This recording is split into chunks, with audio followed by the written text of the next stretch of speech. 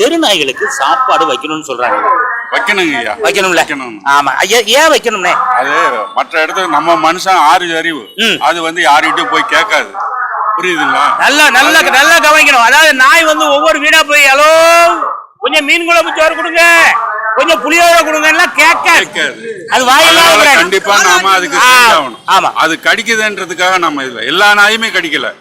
என்ன மனுஷன் சோறு ஒரு வாட்டி நீங்க கொடுத்து பாத்தீங்கன்னா ஆயுளுக்கும் கடிக்காதுங்கிறது அண்ணனுடைய வாதம். கண்டிப்பாங்க, அப்படி சொல்லுமா? ஆணித்தரமா சொல்லுவாங்க.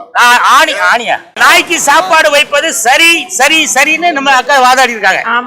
அதாவது நீங்க ஒரு நாய் வளர்த்தீங்களா? வளர்க்குறோம். எப்ப வளர்க்குறீங்க? பேர் என்ன? நான் ராமு.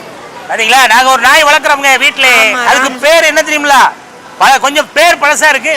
ராமு. ராமன் கூப்பிட்டாலே ஓடி வந்துரும்.